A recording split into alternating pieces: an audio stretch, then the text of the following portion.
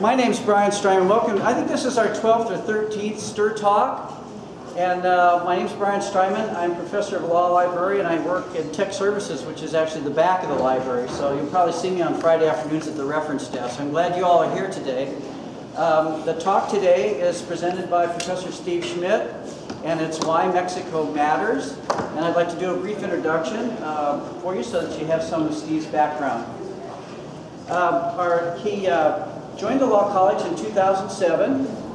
He's in charge of the criminal clinic, which is located downtown in the Lancaster County Attorney's Office, where students prosecute a variety of misdemeanor and low-level felony offenses under his supervision. He received his BA from UNL in 1987, and then he spent the next 8 years as an infantry officer in the United States Marine Corps. He got his master's degree in 1994, and in 1998 he received his JD from here, this terrific school. Currently, Professor Schmidt is heavily involved in a project in Mexico, entities in Mexico, to assist as Mexico transitions its legal system from a mixed inquisitorial to an oral adversarial. There is hope to bring some of the Mexican judges to the Superior Court to Nebraska this summer for oral trials training program. He's an active member of the bar, serving as past president for our local Inns of Court and serving on the National Board of Trustees. He's also a member of the Lincoln Bar Association, having previously served as its president. In 2010, Professor Schmidt was presented the Warren K. Erbaum Mentor Award by the Robert Van Pelt American Inn of Court. When not working, Professor Schmidt enjoys motorcycling, spending time with his sons. Steve, it's all yours. Thank you.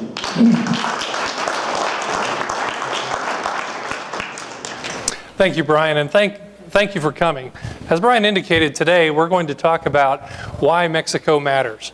As he mentioned, I've been involved in a project with Mexico. It's actually been a series of projects for several years now. And one thing that I came across as I traveled to Mexico and worked with Mexican judges and law students and professors and lawyers, and then as we brought some of them here to visit with us here, I came across kind of an apathy in the United States about Mexico. It's almost as if Mexico is kind of the forgotten country. There's not a lot of books on the subject, not a lot of articles you can read on the subject. And so I want to tell you today about why Mexico matters to me and why it should matter to you. And it's not just about the tequila. So the United States and Mexico, there are basically three areas at why Mexico should matter for us. There's a pragmatic or practical reason. There is a magnanimous or a reason, a lofty goal, why we ought to be involved with Mexico or help Mexico when we can. And then also there's reasons of necessity of why we need to be involved with Mexico, why we need to help Mexico when we can. For the pragmatic reasons, self-interests, right? Our southern border is only as secure as the country just on the other side of the border is. We have selfish reasons for wanting Mexico to be safe and secure. It'd be similar to having an abandoned house in your residential area, right? An abandoned house, it can bring crime in, it can bring rodents in, it can decrease your property values. We have very similar issues on a much grander scale with Mexico. We want Mexico, and it benefits us, for Mexico to be a safe, secure country. The next reasons are the lofty goals, right? Why do we want to help Mexico? Well, we have the means to help, so why shouldn't we? We have the ability to help, so why shouldn't we? Many of us came to law school with the desire to help people who need help. Many of us came to law school to find justice for those who couldn't find it in other ways. And that is why I enjoy my time in Mexico. That is why Mexico matters to me, and that's why it should matter to you as well. And then finally, we have the reasons of necessity. Geographically, Mexico is one of the three countries on our continent. It is bound to us geographically. It is bound to us historically. We have ties with Mexico politically, and we have very strong ties economically with Mexico. And those ties are never going to disappear. Mexico is always going to be our neighbor. It is always going to be important Our relationship is always going to be important to them. It is always going to be important to us. There is a saying in Mexico which gives you a little insight, I guess, from the Mexican perspective about our relationship. And the saying is, when the United States sneezes, Mexico catches a cold. So in addition to telling you how they feel about our relationship or how the things that happen in the United States impact them, it also reveals a little bit, there's a little bit of a sharpness to that. The saying isn't when Mexico sneezes, the United States catches a cold. It's when the United States sneezes, Mexico catches a cold. So bad things happen if something happens in the United States. When we think about Mexico, and if I polled those of you in the audience today about what you know about Mexico or what's the most recent news story you've heard about Mexico, probably bad things, right? We hear about the drug cartels, we hear about the murders, the bodies being found, the earthquakes, a variety of things. And so even though we do have an interest in Mexico, despite all those bad things, there are good things happening out of Mexico. And those are the things you don't hear about as much. And those are reasons why Mexico matters, because there are a lot of good things coming out of Mexico. First, the Mexican economy is on an upturn. For years, it has had a very poor economy, but based on a number of changes that we're going to talk about in a little bit, that economy is on the upswing, and it's on an upswing to such a degree that they're getting a lot of foreign investments. They're getting a lot of money, not only from the United States, from Europe, from the Far East, countries who see an opportunity and they want to take advantage of it. They've also made significant strides towards security and stability in the country itself. So first, let's talk about the economy. The auto industry. Does anyone know where most of the cars purchased in the United States are made? Great guess, but no. Mexico's actually second. Mexico just this past year surpassed Japan in exporting the highest number of cars to the United States. I think the first is Canada. I'm not certain about that, but I know that Mexico recently moved into the number 2 position. In fact, the economy is so good in Mexico and the opportunity is so good that 3 different Japanese automobile companies have started up plants in Mexico so they can build Japanese cars in Mexico itself. The next is that foreign investors are literally pouring millions of dollars into Mexico. For example, PepsiCo and Nestle, 2 of the world's largest drink and snack food companies, have recently started putting tons of money into Mexico because they see the opportunity, they see that the economy is on its way up, and they want to take advantage of it.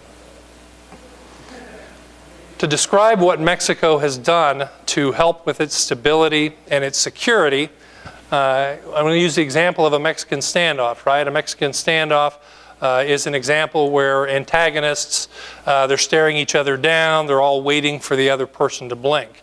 That came, I have no idea from where, but people refer to that kind of thing as a Mexican standoff. Some of the things that the recent president of Mexico has done may make you want to rethink that. We might want to think of that now as a Washington standoff because the Mexican president has done what we have been unable to do in the United States for years. He has garnered bilateral, bipartisan support for the most significant reforms in virtually every area of government and business that Mexico has ever seen.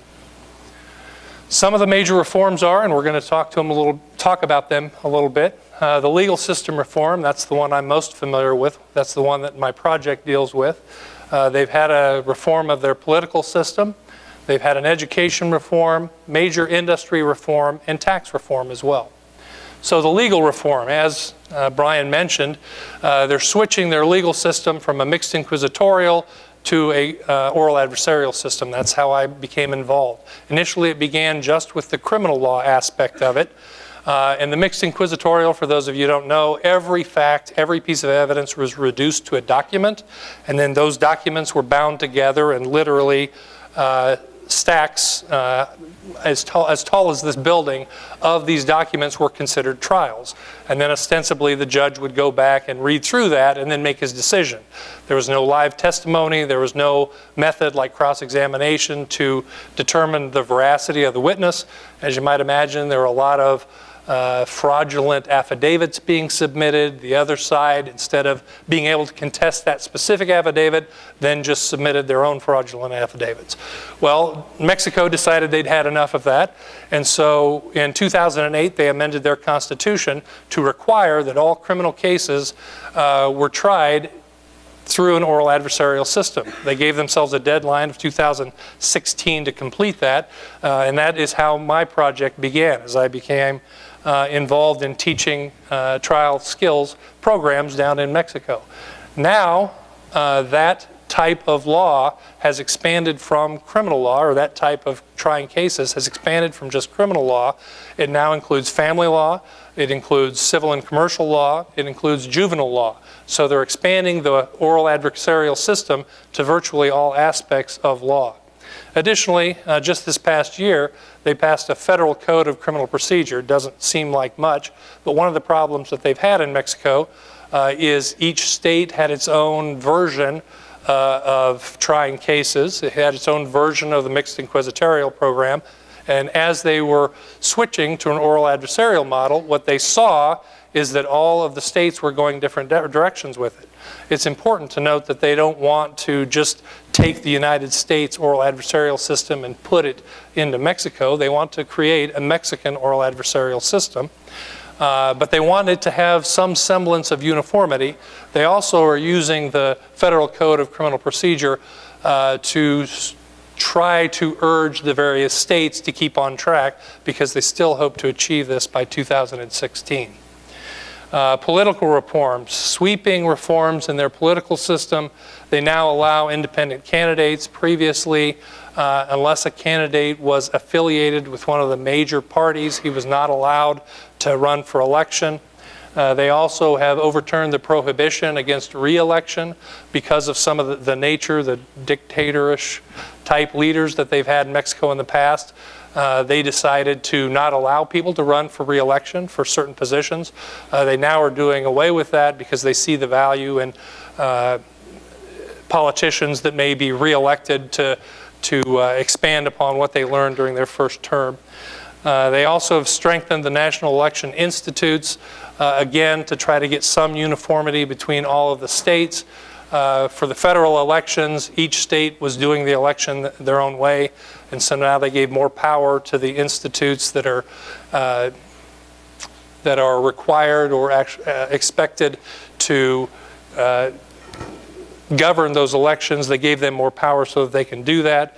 And then finally, they're enforcing campaign financing and spending during the electoral cycle. Interesting fact about that, during the last election, one of the parties, the party who is now in power, they were accused, and it was later verified, that they were handing out prepaid department store cards to people to vote for their party. Big public outcry. You may have heard of something similar during our last election, but big public outcry in Mexico, and so they decided they're going to do what they can to ban or limit that. They've had education reform, overhauling their broken education system. They're holding teachers more accountable. They're going to require that teachers are certified or have a certificate saying that they're qualified to teach. They're going to start doing standardized testing so that they can do what they can to assure students in this school are learning similar things to students in this school. Major industry reform, allowing the competition in the telecommunications. Regarding the oil industry, Pemex is the government-owned and operated gasoline company in Mexico. Everybody buys their gasoline from Pemex. It's run by the government. Recent changes in law have now allowed for the privatization of that. Another example of a foreign country being interested in investing in Mexico is a Korean oil company recently opened up a $2 billion line of credit with Pemex to allow for that expansion, to allow them to get into the market. U.S. companies are also looking to heavily invest in the Mexican oil market. And then finally, they've had the tax reform. One of the ways that they need to boost their revenue is by increasing the taxes. They're going to increase the rates on the wealthy. They also added specific tax rates for specific items like cola, sugary soft drinks. The reason why they had to do that is because Pemex, prior to becoming privatized, created 30% of the revenue for the Mexican government. And since they're now privatizing that, they're going to have to come up with it elsewhere. So they're going to jack up Carlos Slim, the second wealthiest man in the world. They're going to jack up his tax rate, so he has to pay a bunch more taxes. Mexico matters because they will forever be linked to the United States. They matter because we both want safe, secure countries. They matter because they're our friends, colleagues, and business partners. They matter because as much as they might resist or try to act like they don't want it, they need and appreciate our help when we give it to them. I'm Steve Schmidt. I made my 15 minutes. I'm an associate professor here at the College of Law. And as my friends in Mexico introduced me when I'm down there, I am now, after all my visits, more Mexican than tequila.